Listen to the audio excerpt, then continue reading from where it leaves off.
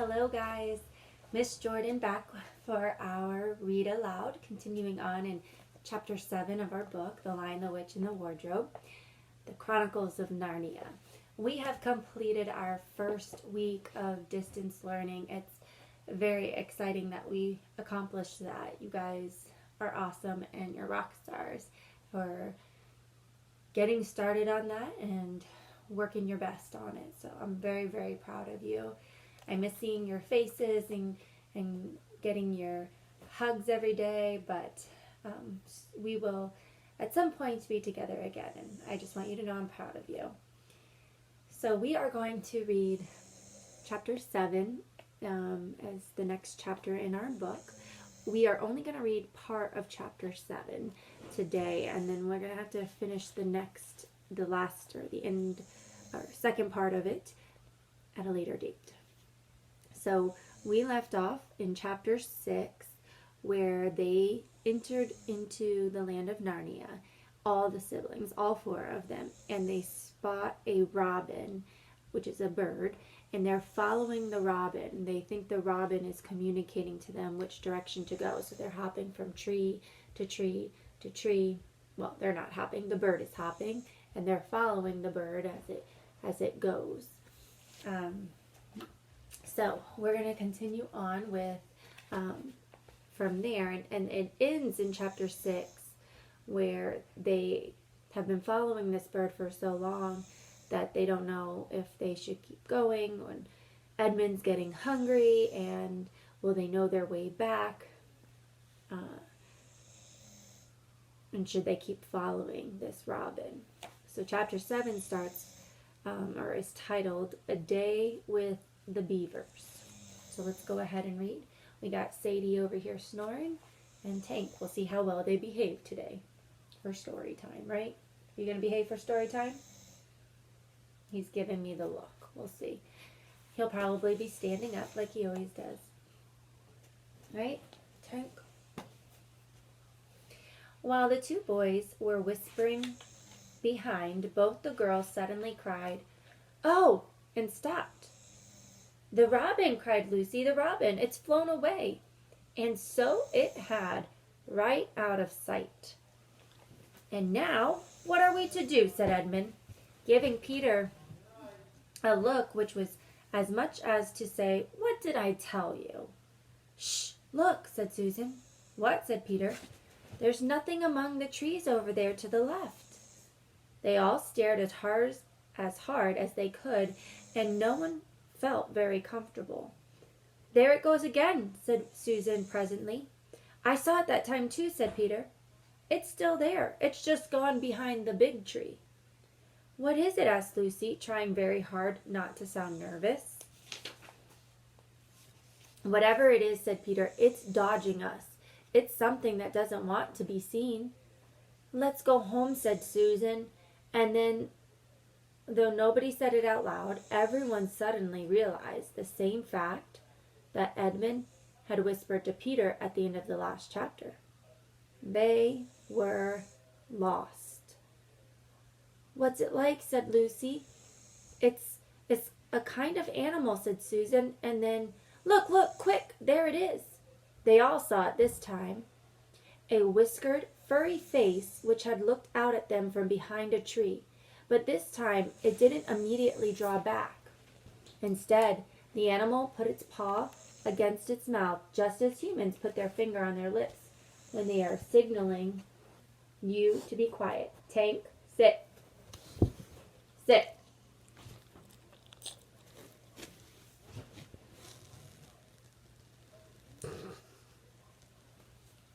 Mr. Storytime Interrupter.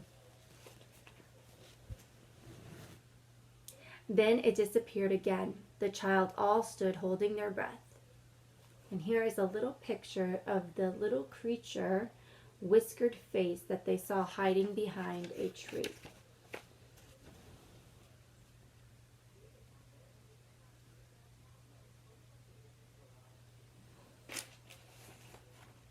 A moment later, the stranger came out from behind the tree, glanced all around as if it were afraid someone was watching, said, "Hush," made signs to them to join in the thicker bit of wood where it was standing, and then once more disappeared.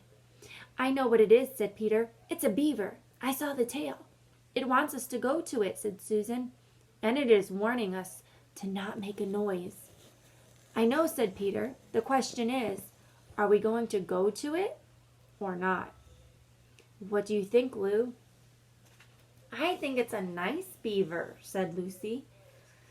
"Yes, but how do we know?" said Edmund. "Shan't we have to risk it?" said Susan. "I mean, it's no good just standing here, and I feel I want some dinner." At this moment the beaver again popped its head out from behind the tree and beckoned earnestly to them. "Come on," said Peter. "Let's give it a try. All keep close together. We ought to be a match for one beaver if it turns out to be an enemy." So the children all got close together and walked up to the tree and in behind it, and there, sure enough, they found the beaver. But it still drew back, saying to them in a hoarse, throaty whisper, "Further in, come further in. Right in here, we're not safe in the open." Only when it had led them into a dark spot where 4 trees grew so close together that their boughs met, and the brown earth and pine needles could be seen underfoot because no snow had been able to fall there, did it begin to talk to them. "Are you the sons of Adam and the daughters of Eve?" it said. "We're some of them," said Peter. "Shh," said the beaver. "Not so loud, please. We're not safe, even here." "Why, who are you afraid of?" said Peter. "There's no one here but ourselves." "There are the trees," said the beaver. "They're always listening. Most of them are on our side, but there are trees that would betray us to her.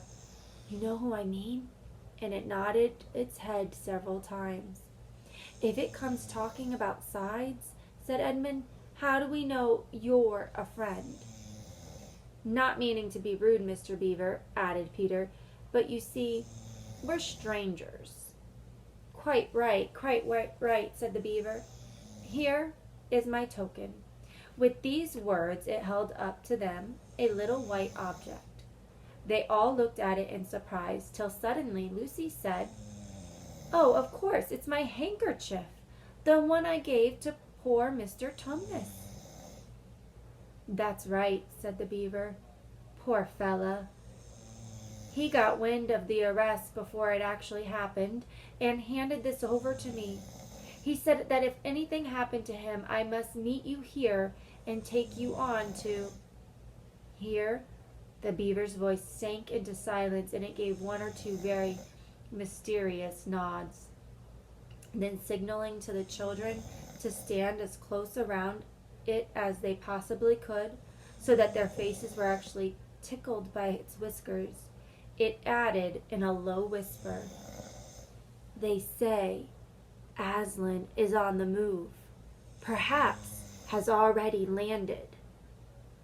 Now, who is Aslan? And now a very curious thing happened. None of the children knew who Aslan was any more than you do. But the moment the beaver had spoken these words, everyone felt quite different. Perhaps it has sometimes happened to you in a dream that someone says something which you don't understand, but in the dream it feels as if it had some enormous meaning, either a terrifying one which turns the whole dream into a nightmare, or else a lovely meaning, too lovely to put into words, which makes the dream so beautiful that you remember it all your life and are always wishing you could get into that dream again. It was like that now. At the name of Aslan, each one of the children felt something jump inside them. Edmund felt a sensation of mysterious horror. Peter felt suddenly brave and adventurous. Susan felt as if some delicious smell or some delightful strain of music had just floated by her. And Lucy got the feeling that you have when you wake up in the morning and realize that it is the beginning of the holidays or the beginning of summer. And what about Mr. Tumnus? Said Lucy. Where is he? Shh, said the Beaver. Not here. I must bring you where we can have a real talk, and also dinner. No one except Edmund felt any difficulty about trusting the Beaver now, and everyone, including Edmund, was very glad to hear the word dinner. They therefore all hurried along behind their new friend, who led them at a surprisingly quick pace, and always in the thickest part of the forest, for over an hour. Everyone was feeling very tired and very hungry when suddenly the trees began to get thinner in front of them, and the ground to fall steeply downhill. A minute later, they came out under the open sky. The sun was still shining, and found themselves looking down on a fine sight. Ooh, and that is where we are pausing for today. What a cliffhanger. What a fine sight they're looking at, and we are going to stop there, and we're not going to find out until tomorrow. Tomorrow we will do a reading, and we will finish chapter 7 to see what is the Beaver bringing them to, and what are they going to see. Tank needs shorter story times because he is so disruptive. So hopefully you are excited to hear what this fine sight is that they're seeing, that the Beaver is bringing to them, and or that the Beaver brought them to. Yeah. So hope you are reading at home a book of your choice. Send me a comment and let me know what you're reading.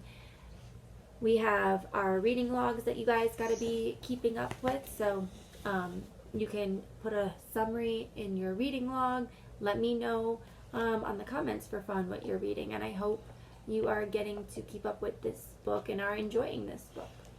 Until tomorrow, I will talk to you later. Have a good night, day, and see you soon. Miss you.